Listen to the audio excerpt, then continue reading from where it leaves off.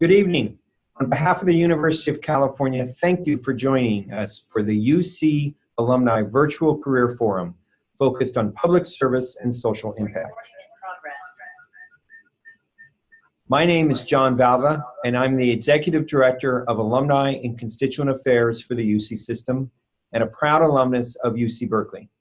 I'm thrilled that so many of you were able to join us online for this event. Around the globe, there is an active network of 2 million living UC alumni. We are thrilled to bring several of them together today to offer to you their experiences and wisdom from careers that I think you will agree are positively affecting our communities.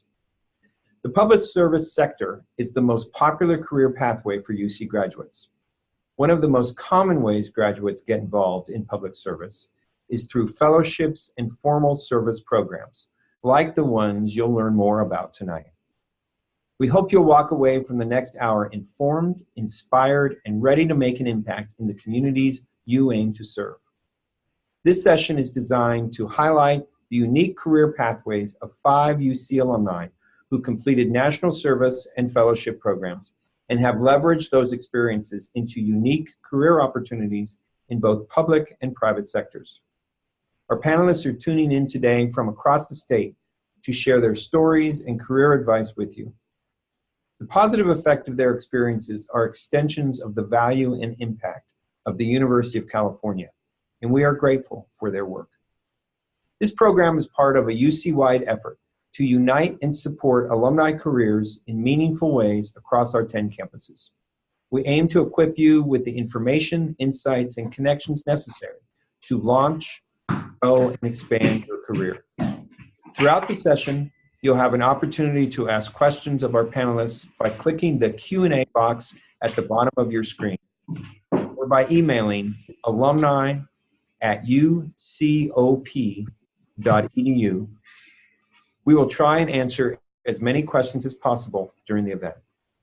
After today's panel, please follow the SurveyMonkey link to provide your reactions and feedback. Your insights and comments are critical to ensuring our future efforts are useful and properly aligned. I'd now like to introduce our moderator for tonight's session, Carrie McDonald. Carrie serves as the Deputy Director of Americorps with California Volunteers, the state office that manages programs and initiatives aimed at increasing the number of Californians engaged in service and volunteering. Her family is all about UC. Carrie earned a degree from UC San Diego. Her husband also went to UCSD and now works for UC Davis.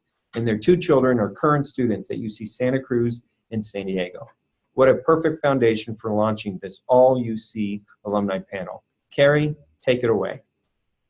Thank you so much, John. I am so honored to be here with all of you, and I'm so delighted that so many of you are considering a year of service or fellowship as the next step in your career journey.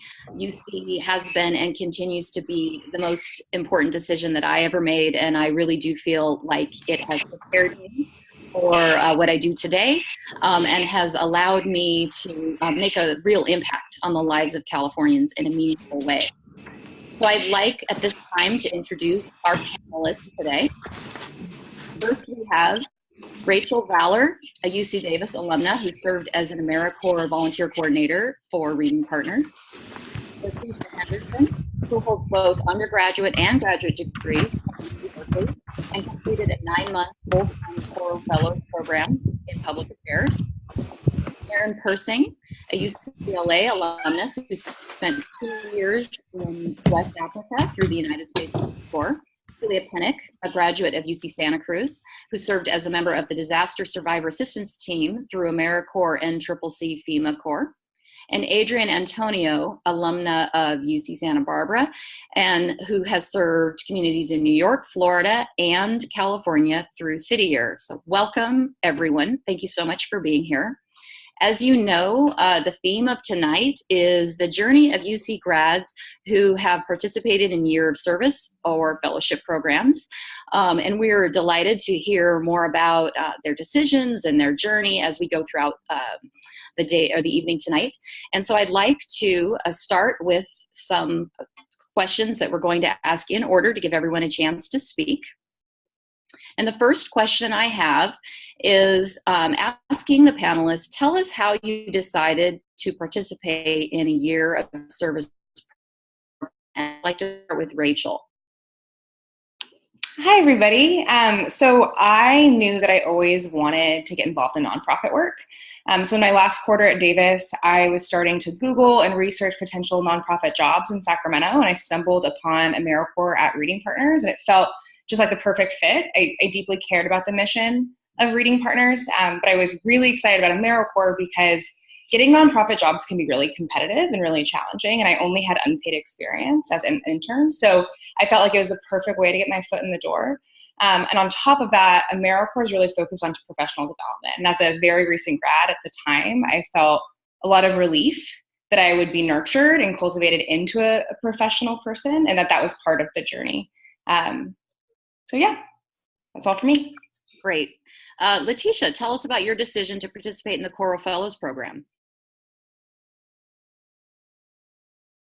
I was very inquisitive, and I wanted to learn a little bit more about the world of government affairs and public affairs. I was working actually for UC Berkeley in outreach and admissions as a community specialist, and so the location, the hub where we held my college outreach center was actually in East Oakland in a space called the Eastmont Town Center. But inside of that center was also an elected official who represented that neighborhood and that community. And so I was curious as to how that elected official came into that position and sort of what it takes to become an elected leader, because that was something I was interested in. And so when I invited the elected official out for a coffee meeting, just for an informational meeting, I was surprised because they began to ask me questions about my background and my level of exposure. So the questioning was, do you know anything about labor unions? Do you know about bond measures? And do you know about the world of public finance? And all of those questions, I'm like a deer in headlights. No, because I was fresh out of undergrad in 2002 at the time of our meeting. And so basically it boiled down to a list of fellowship programs and opportunities that might provide me that exposure. And so Koro was at the top of the list. So I did my research based on the recommendation from the elected leader. And there were a host of fellowships in government affairs, but Koro really resonated with me. It was a very competitive process, but I'm very thankful that I went through the 9-month intensive experience that absolutely prepared me for graduate school, which was my next step immediately following the program. Thank you. Thank you. Erin, can you tell us a little bit about your decision to join the Peace Corps? Yeah, absolutely. First of all, hello, everybody. My name is Aaron, as was mentioned, but so I worked pretty extensively in my community when I was at UCLA on an ambulance, and I was also pretty heavily involved with the Student Alumni Association. So a lot of my undergraduate experience revolved around working in my community in different ways, both either from a more motivational school spirit side to the actual public safety side. Towards the end of my college career, I decided that I maybe wanted to I decided to do a bit of a career change, and that kind of left me with knowing that I had a fundamental curiosity about how the world was and a desire to see it, and with a certain skill set that I knew would be well equipped to try and help out in that respect, which led me to consider the Peace Corps. Went through the process. Eventually, I was selected to go to Senegal, West Africa. And it was, didn't really know what I was to get myself into when I first left, but that would absolutely not change my decision to go. And I think primarily what motivated my decision was very much the legacy of the Peace Corps, as well as, what their mission is, and both how it's not so much about, necessarily what we're bringing to the communities that we serve, but it's almost more about what you bring back in your experience and being able to share that with fellow Americans and my fellow alumni as well. So that's kind of my decision. That was why. Great. Next, Julia, can you tell us about your decision to join what we fondly call NCCC, the National Civilian Community Corps? Yeah, so I was at UC Santa Cruz, and I was engaged in working with survivors of sexual assault and domestic violence, and I knew I wanted to go to graduate school to get a degree in social work, but I was not ready to make those applications started, so I needed a gap year because I didn't want to go home. And so I thought, what could I do? What would pay for me to kind of not be in school, but also not have a full-time job? Because as was said earlier, it's hard to get a job in nonprofit right away. And so kind of where can I build that experience?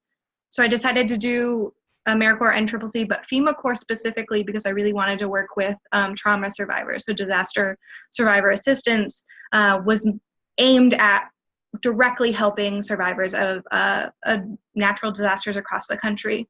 So that was really my goal, and I got placed in the southern region, so I got to see a whole different part of the country that I've never been to, and it was really a great decision to start off with.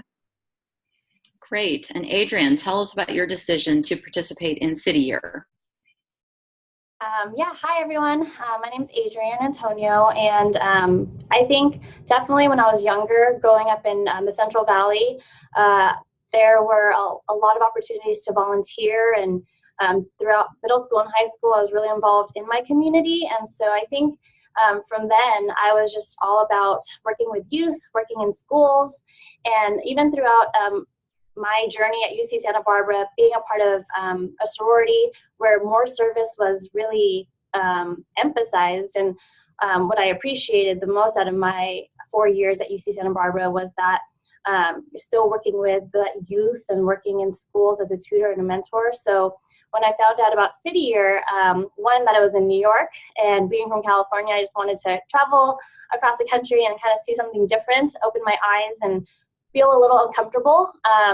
And so doing a year of service, working and serving in East Harlem at an elementary school with students who had so much potential, but definitely needed that mentorship and guidance through their education. And I felt that, that's something that is very impactful. And even though there were days that were really challenging, students who were hard to kind of get through or even communicate with, I know that I was making an impact on them, maybe not immediately, but definitely in their future, just to let them know that they can do it and they have the potential.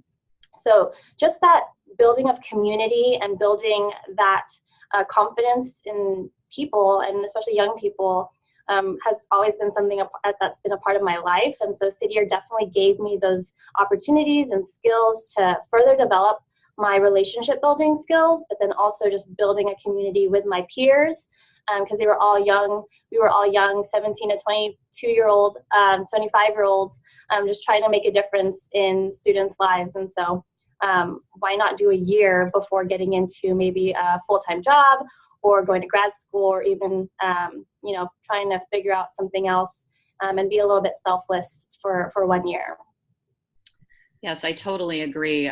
What all of you have done is selfless and really contributes to the health and well-being of our society. I want to take this quick moment before moving on to the next question to remind the audience that you can submit questions to any of the panelists by clicking the Q&A button at the bottom of your screen, or by emailing alumni@ucop.edu, and we'd be happy to try and answer as many as we can. So I'd like to go now to our next question, which is to ask our panelists, what is one thing that you would suggest someone consider when trying to decide if a year of service program or fellowship program is right for them? And I'd like to start this question with Latisha.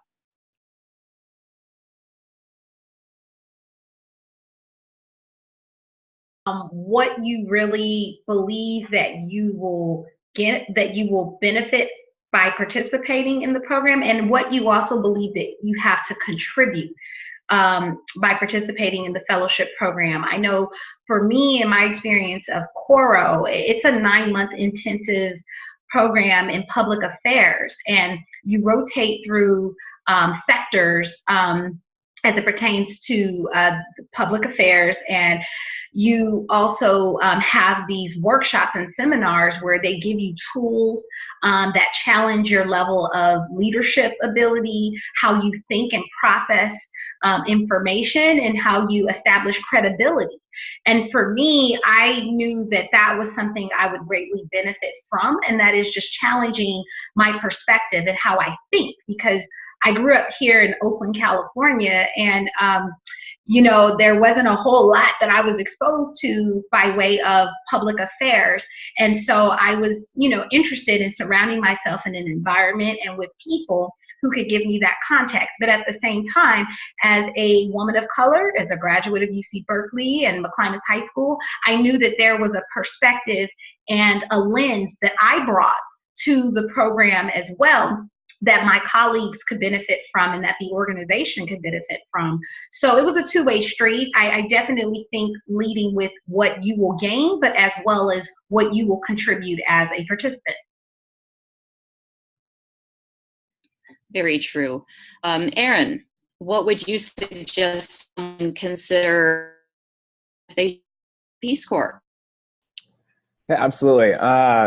Obviously, with the Peace Corps, it is a 2-year commitment, and so that's probably one of the things that I would make sure that you have considered extensively before you commit to it, just because you want to understand that is definitely part of it. It's not to say everyone's going to force you to stay there if you decide that it's not right for you. And distance is hard too, being away from your family and considering things as well, like food sanitation. But much like what Latisha was saying about perspective, there's one of those things that you get a very profound understanding of what things are like at a grassroots level. I mean, I can't tell you how amazing it was for me to literally wake up every single day and walk out into a compound and greet every single one of my host family. And that became a ritual every single morning, and it was very fun for them. And transitioning that over to the work that I did as well, I think it's just one of those things you see what works, what doesn't at a very fundamental grassroots level, and you're able to take that perspective and you kind of find out what you're made of, which I think I very much needed at the time, and it's very formative both personally and professionally.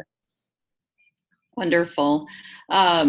Next, I'm going to go to Julia and ask her for suggestions or what you think someone should consider before serving.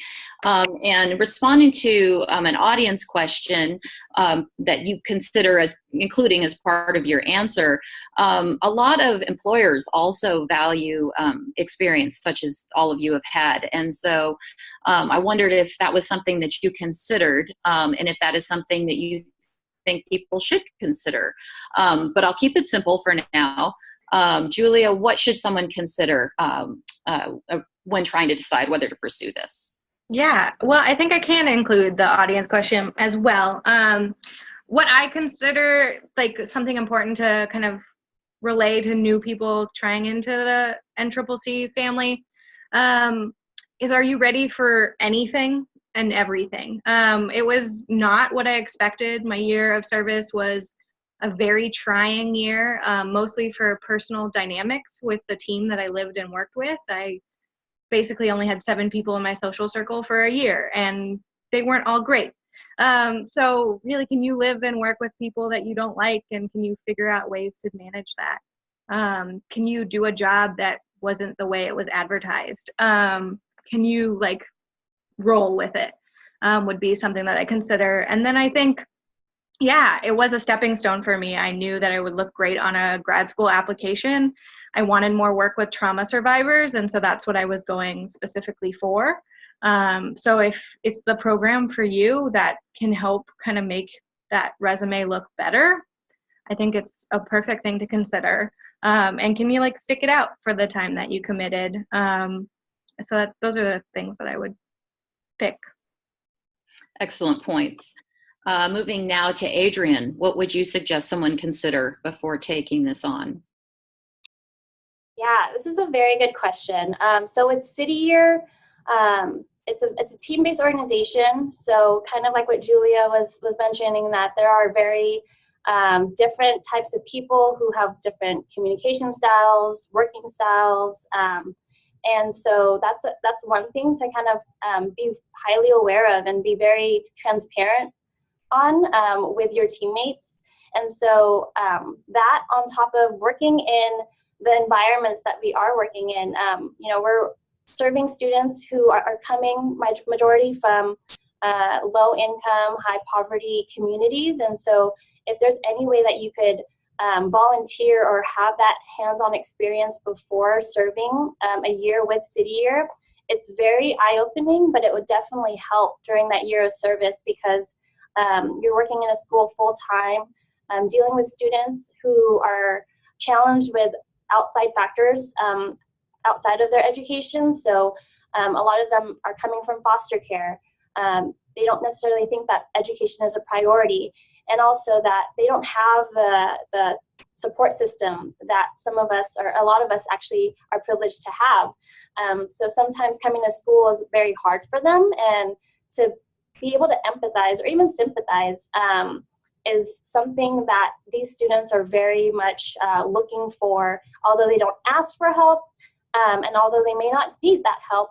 They just need someone to really listen to them and provide them with as much guidance, and again, just be that mentor for them in their lives. And then also after that, once you build that relationship, trust, and rapport with them, they will kind of stick to you and kind of make sure that you're there at school when they're at school, because they kind of want that mentorship once that kind of relationship happens. So any way that, again, like you could get your hands-on experience serving in a school, tutoring, mentoring, or actually working with diverse communities, that'd be a really great opportunity with or without the decision of doing city year.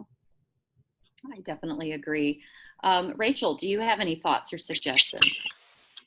Yeah, I think my suggestion here would be to be deliberate in the program you apply for. Americorps is a really vast organization with so many different kinds of opportunities. And I think the nonprofit that you're placed in really matters. So find a nonprofit that you're excited and passionate about. The mission of that organization is what's going to drive you through those hard days. And then secondly, I think looking at the role description and not just thinking about, okay, is this a position or an opportunity that I have some skills going into it, but are there also skills that I can grow into? I think my biggest benefit from my 2 terms of service with AmeriCorps were the skills that I didn't already have, that I perfected, but skills that I didn't even think were in my grasp that I was able to acquire and get started on. And what a better opportunity to really grow into those things for your future career. Yeah, I totally agree. As many of you mentioned, you've done a great job of balancing, there are positive and negatives that you do have to take into account. Thank you so much for also mentioning there are different streams of service that you can consider, whether you want to do direct service like some of our panelists, or something more on the back end, capacity building and organization building. And those are all to be considered when you're trying to decide, as well as some of the other, I guess, hardships, as living on a small stipend, etc. But I think most of our panelists would agree that the benefits outweigh the negatives in this case. At least I hope so. So I want to shift gears just slightly and ask the panelists, what role has UC played in your career progression and success? And I'd like to start this question with. I think you broke up a little bit. I'm assuming that was me, but so I think for me, it was very, the way that I see it is that when you grow up, you have your way of seeing things. And I think one thing I really appreciated about my time at UCLA was the diversity and the number of perspectives that I was able to learn how to appreciate. There were a lot of different organizations that were part of that growth and that process. I think being a part of the Student Alumni Association was really great for me, because fundamentally what we're trying to do is to prepare students to be an alumni. And when you're still a student, it kind of forces you to grow up and see things in a certain way and understand, what role the school has, and creating those opportunities and those experiences for students to want to be a part of this community. And then fundamentally too, the opportunity is created by my work on the ambulance and within my fraternity and any work that I did within the community there. I think the opportunity that I had, again, to see different things from different perspectives really bled into what my decision to go to Senegal. It kind of just awoke curiosity, moving just from within the U.S. or even Los Angeles, going abroad and seeing things from an entirely different perspective in ways that I couldn't imagine what it would have been seen. And I get really excited when I talk about it, and sometimes you get a little I think about eating rice every day, which sometimes doesn't sound so great. But that being said, I think having that curiosity, at least now I know, I think I fundamentally want to get as big a picture as I can, on what the world looks like and what that means for internationally or domestically. And I think everything has definitely led to where I am now, and that's something I very much appreciate. Great.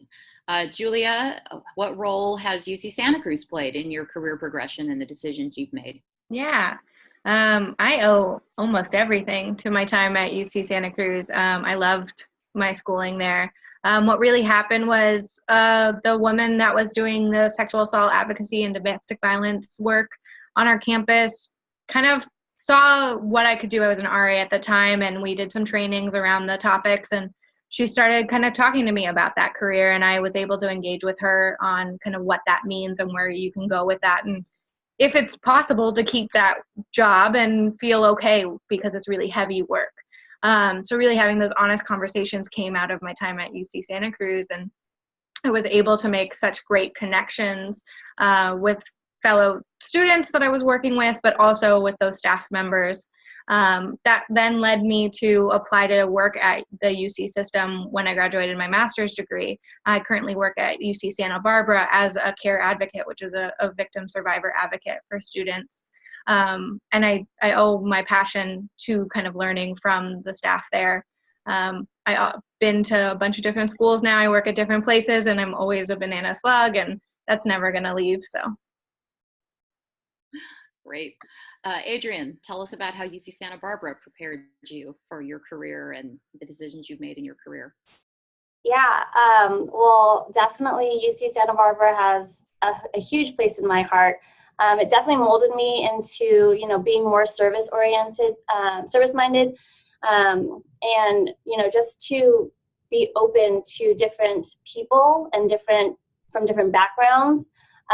We are a campus that definitely works hard, studies hard, but knows how to really build community and have a good time. And so I definitely took that to all the cities that I served in and kind of integrated that to the teammates that I worked with. They always assumed that since I was from California, I was very chill and patient and like fun to hang out with. And so, you know, I kind of lived that up and definitely incorporated that, and I feel like that brought a lot of joy and a lot of camaraderie within the people that I was working with out from different states and different cities, and so that really stuck with me. And then also just the community that I have been able to continue on and see when I would reconnect with some of my UCLA peers at different cities, and just knowing that when I say I graduated from UC Santa Barbara and that person also graduated from UC Santa Barbara, we have like this bond and like immediate connection. And so regardless of like where we're coming from or what we're doing, we always try and like continue that conversation about like what happened in Santa Barbara or in Isla Vista. And so when I share that with like students that I work with and also students that I work here with at UCLA now, it's just stories that like I always want to share and kind of be excited about. So it's just those great things. And then additionally, I think when I recruited back at UC Santa Barbara as a recruiter with Citier for 3 years, again, it's just like feeling back at home, feeling that nostalgia, went back to the Career Center, and you know, students were always wanting to talk to me as a UCSB alum and alum of Citier. And that kind of opened the gates to more great conversations. And so definitely proud to be a gaucho. That's great. Okay, Rachel, it's your turn with UC Davis. I loved every second at Davis. I won't go into all of that here, but I feel like my time there fundamentally changed who I am, and both because of the school, but mostly because I studied women and gender studies, and that like radically changed who I am, who I believe to be in the world, and like the way I view my identity. I think when I think about my professional career, I think it also really changed the way that I work. I think when we work in nonprofits, we have to be really aware of working with our communities equitably. Often we're organizations going into communities and trying to serve them. And so I think having awareness of your privilege and your access and having self-awareness is something that I really started or tried to develop through women's studies, and I'm continuing to learn and grow. But it really was a catalyst for me being in nonprofits, but changed the way that hopefully I do the work as well. Great. And Latisha, you chose UC for both undergraduate and graduate education. So tell us how that shaped your career path.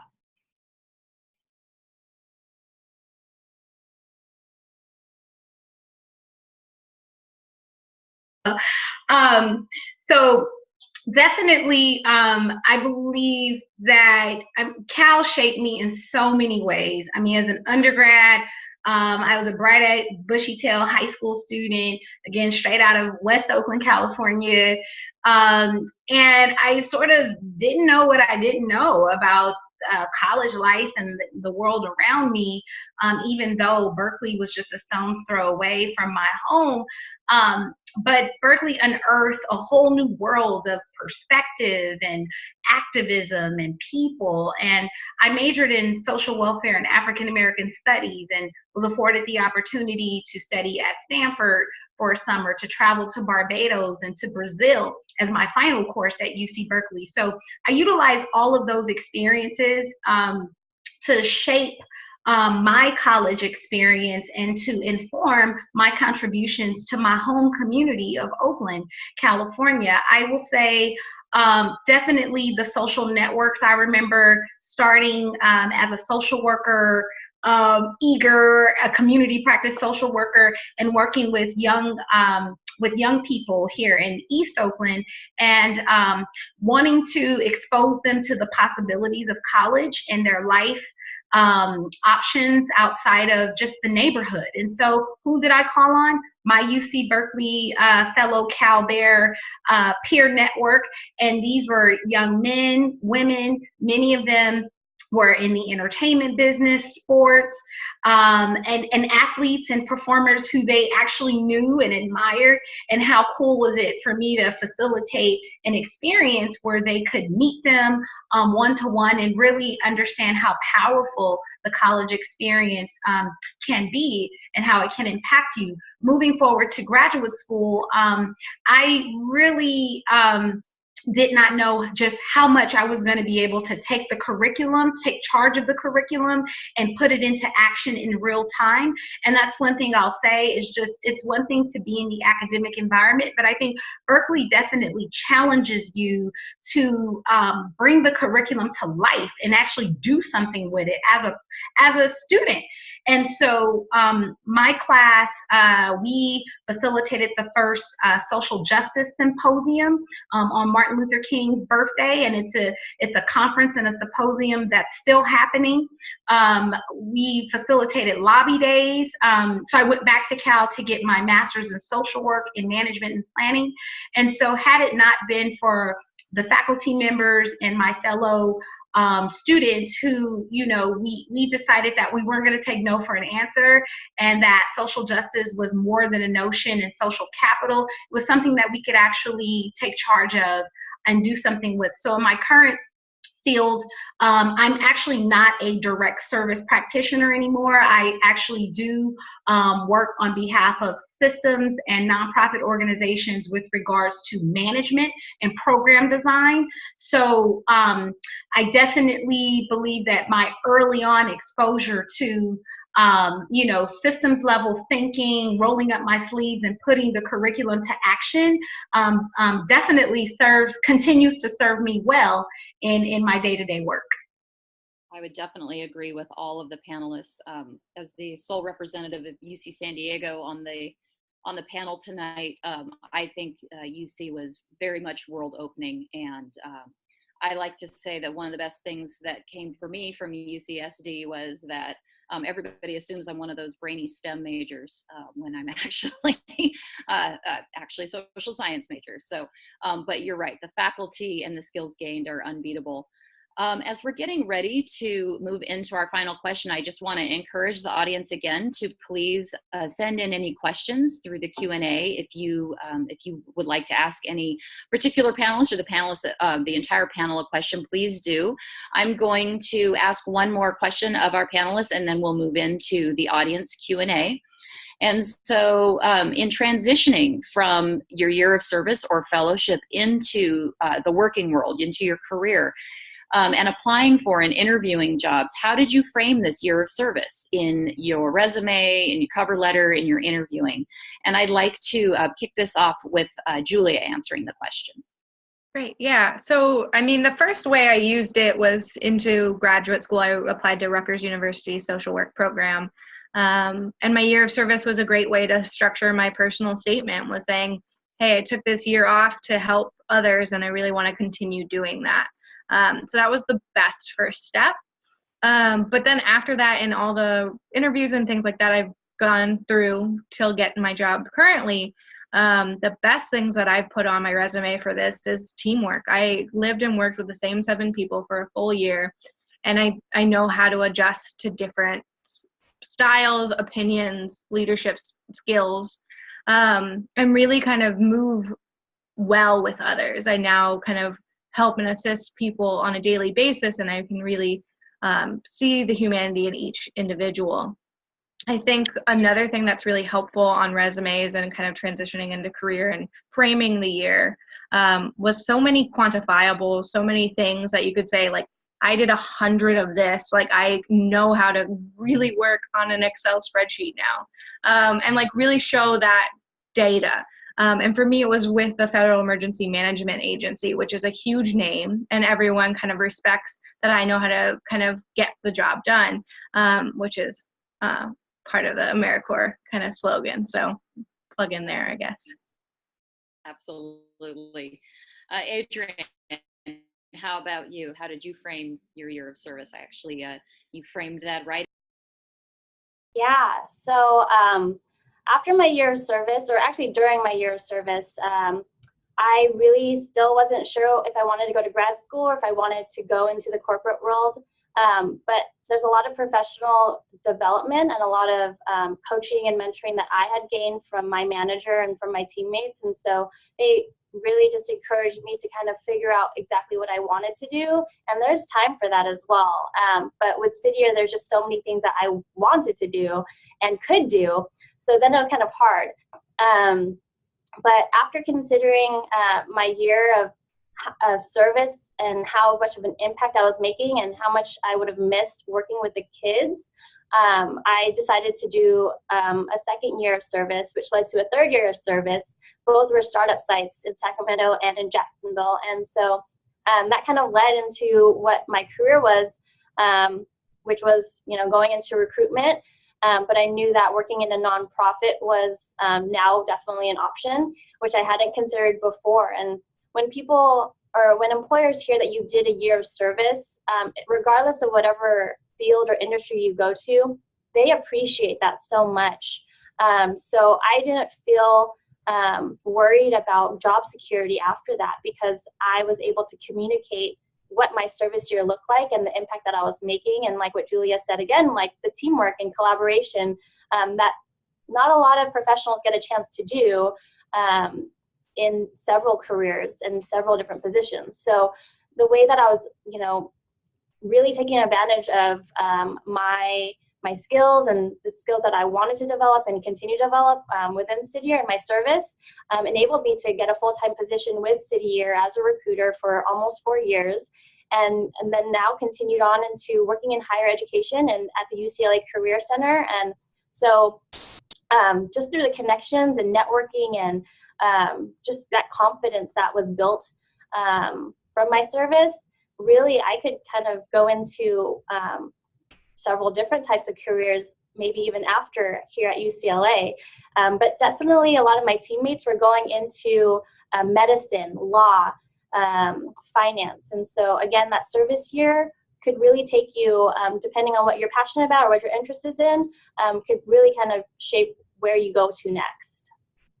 Yeah, I think you're right that there are a number of employers, both inside and outside the social sector, that really understand what a year of service entails and the skills gained. Rachel, would you like to say a little bit more about your time and how you framed that when transitioning to full-time employment? Yeah, I think first and foremost, it just shows that you're dedicated and committed to your work. I think people admire that you dedicated a year or more of your life to service, and so employers appreciate that.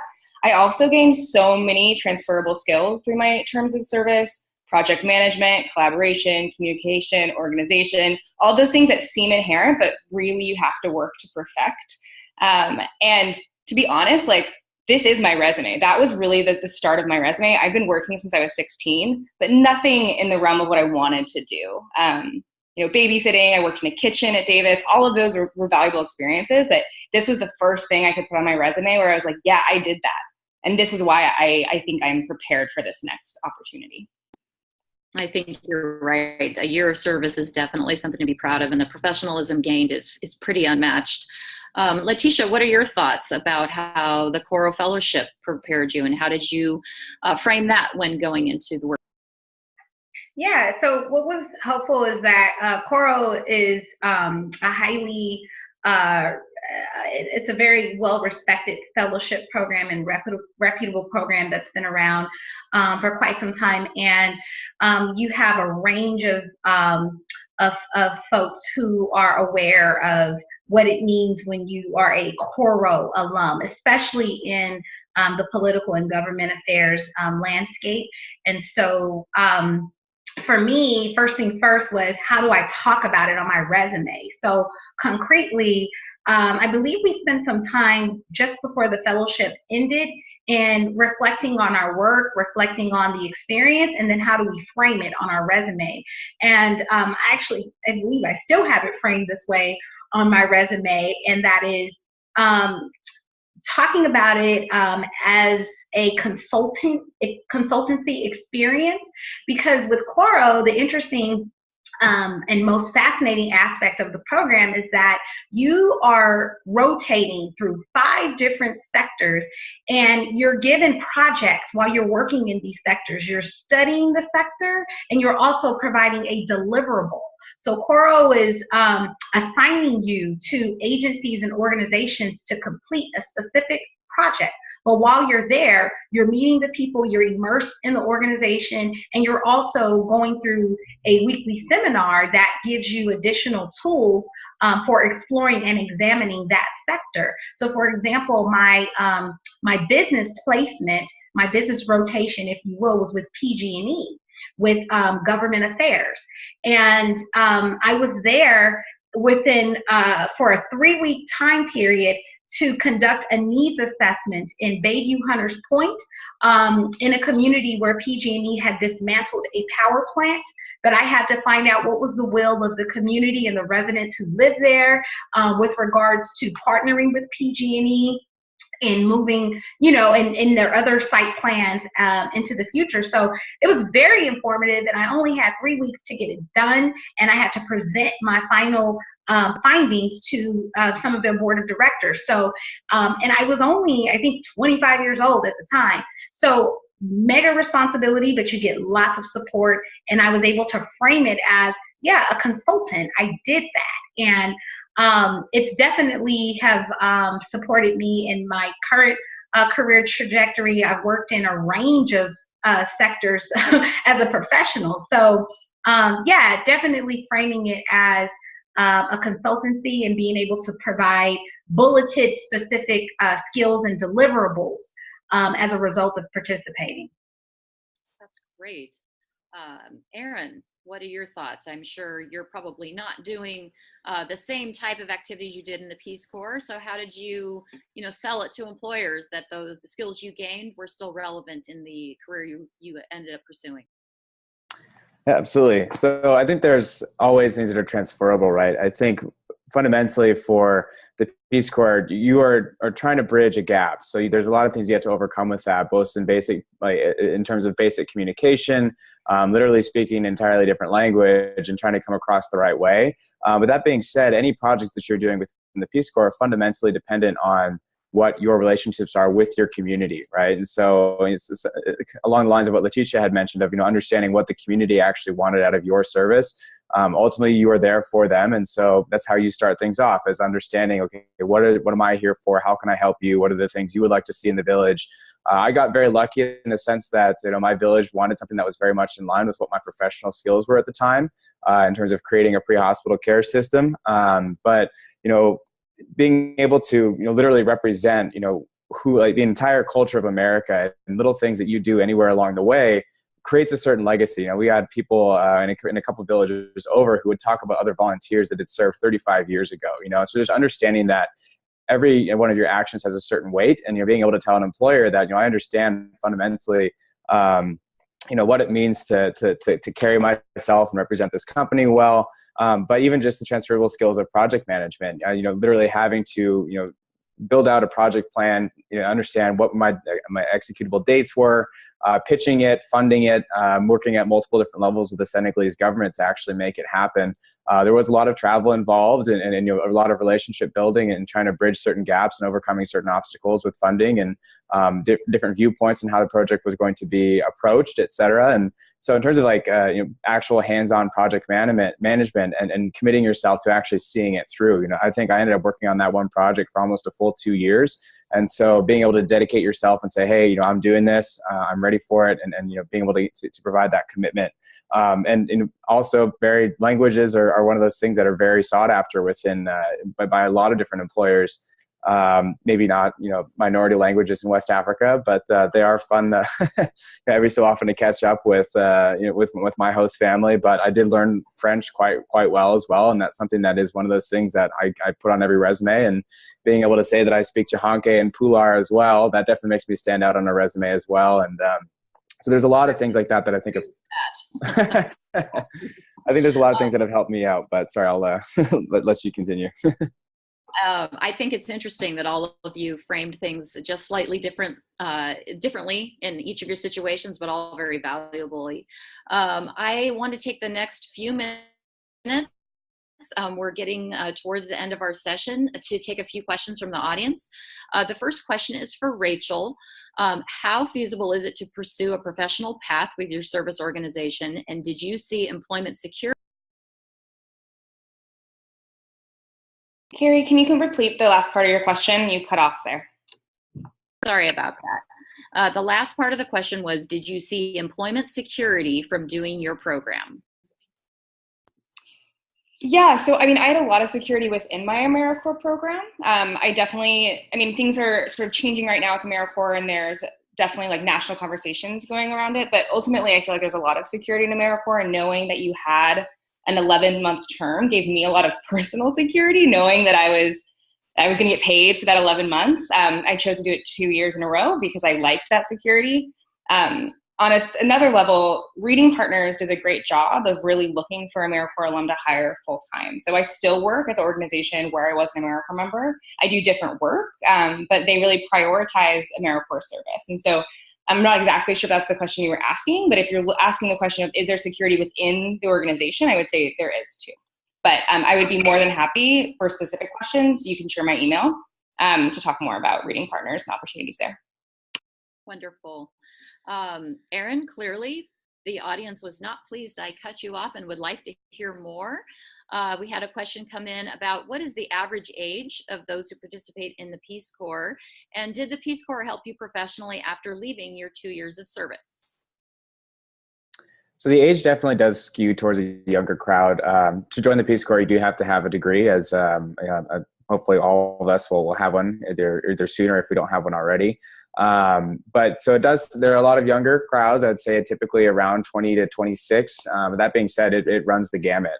We had people who were a couple married couples who were 60, 65, anywhere who was 35, some people who were 40. And it just kind of depends on where people fall in their, again, in their life journey, I guess, and then when they decide to do it. But there's a whole lot of acceptance within the community, and it really isn't something that it's not something that people are concerned with. You're all there for the same reason and doing the same service. And I think in terms of how it helped me professionally, yeah, I mean, it kind of touches on that last question a little bit. I'm happy to connect with people on LinkedIn if you guys want some more detailed answers. So. Great. The next question is for Adrian and Julia. Let's start with Adrian. How do you answer questions from family and friends about pursuing a career that may not pay as much as other options? Oh, yeah, that's an absolutely great question. And definitely I got asked that a lot. Even from my family, they were just like, what do you do? So I think, I was a sociology major. And so definitely it's a super broad major. And honestly, I kind of, took that to my advantage and kind of explored many different options. And I think when framing that with my family, especially, but also just other people, it made me really focus on being aware of the skills and flexibility and adaptability that I had. So especially education was something very important to me. And then obviously education in nonprofit sectors definitely don't get a lot of, high salary paying jobs, but I think it's just the impact that I essentially was able to make, and the impact that it was making on me personally and professionally. They kind of saw my passion, and they saw that I was happy, and that it was taking me across the country. It was taking me to different opportunities that were unlike what my family was used to or even aware of. So I kind of opened up their minds to, what else is out there as a first generation college student. And it was something that, I was scared to go into. I was really unsure. I was kind of putting all my eggs in one basket after graduation, but I'm extremely happy and excited that I was able to do that, because of the type of person that I am. I take chances, and, sometimes feeling uncomfortable is really scary, but sometimes it gives you like the best outcomes that you could ever think of. I'm grateful for the people that I've met. I'm grateful for all of the hardships and, just conflicts that I was able to kind of jump through, and really felt very accomplished and proud of myself. And so every time I came back home to visit my family, even though they were 3,000 miles away, they saw like how happy I was, and what effect this service had made on me. And so, 7-8 years later, look at me now, and I'm back in California. I have this great, amazing job working at a university, and still impacting youth, and it's working in education. So it kind of came full circle. It took a while, but definitely my parents are extremely proud, and my family, I think my nieces and nephew for sure, are kind of thinking now, okay, if my aunt could do it, I could definitely see myself doing it as well. And I kind of want to impart that with other people in my community back at home, but then also just anyone that I run into. I definitely agree. You should be proud. Julia, do you have any thoughts on this about addressing the question of pursuing a career that may not pay as much as other options? Yeah, I think it's interesting. All of the points just made are like in my head. Like I 100% agree with a lot of that. Like passion is 100% where my heart was going, and kind of making that difference. And my family saw that. But yeah, I think it's often a joke that happens quite a bit, especially I got my degree in my master's degree in social work, and even my professors made those comments. And it's a little defeating to hear that when you're doing it, because that's just exactly what you want to do. But I also say that during my Americorps year, you get about $4.75 a day for food in the NCCC program. They like break it down for you in that much. And you find ways to live on that. I partnered with one of my teammates so that we would have like $9 a day to get food. And like budgeting and things like that just became a part of life. And it wasn't that hard to live and have enough food. And now I have a job that's using my social work degree, and it's everything I've wanted. And it pays pretty good money. I wouldn't complain at all with the salary that I have now. So no, I'm not ever going to make 6 figures. Like that's not in my career path, but I'm doing just fine. And I really don't see that to be too big of an issue. So that's kind of how I combat those questions, is really just like, I'm doing fine. Thanks. Like I have a house, apartment, but I have a roof over my head, and I got food in my fridge, and that's okay. I'm good. I'm happy, and that's what I'm looking for. And obviously our world needs people like you and like all of you on this panel. Otherwise, who would do this very difficult and very much needed work? And I do think that the year of service can sometimes open your eyes to what you truly do need in life, what's really important.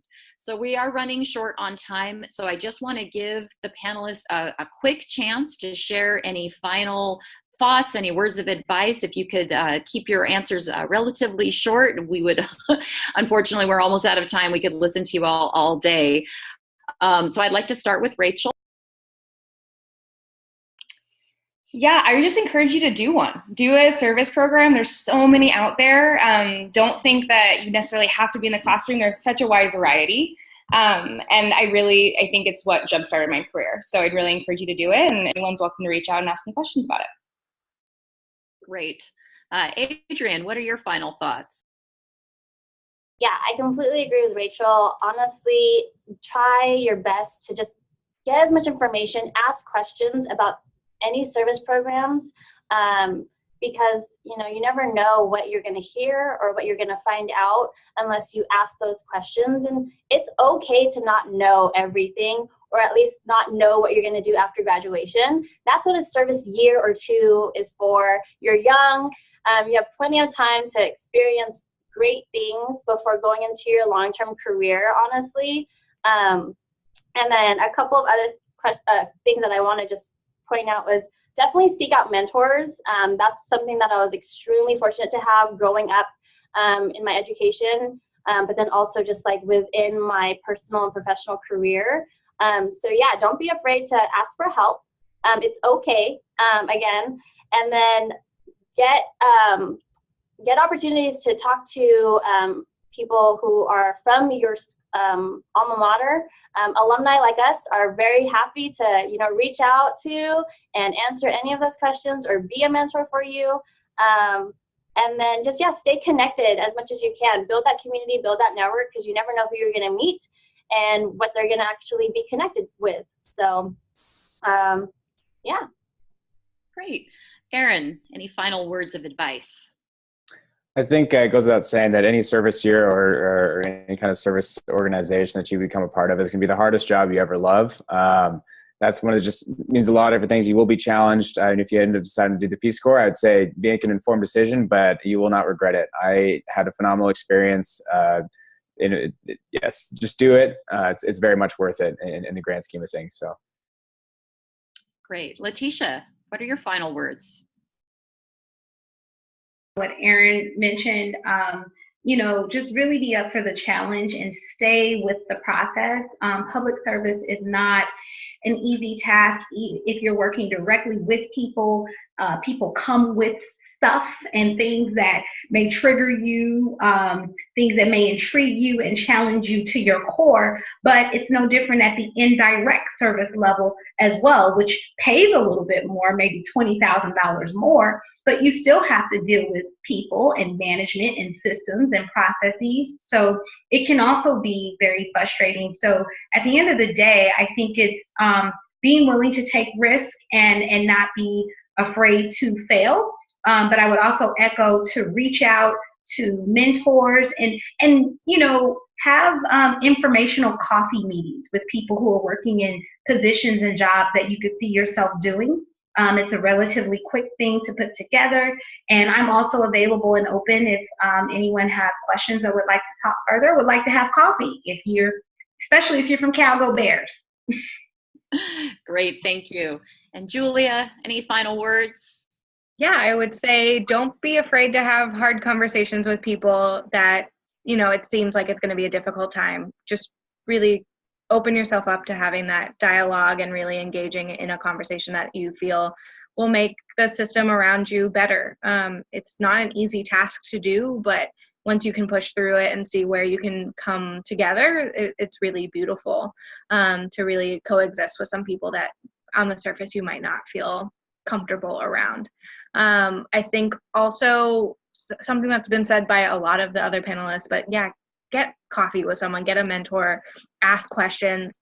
Something that I find really beneficial to my progress is calling and making those phone calls and not just sending the emails and not sending just like text messages and things like that, but being able to make a phone call and really ask those detailed questions in a more personal way. With that said, I'm willing to share my email and LinkedIn, but then we can connect through phone and things like that.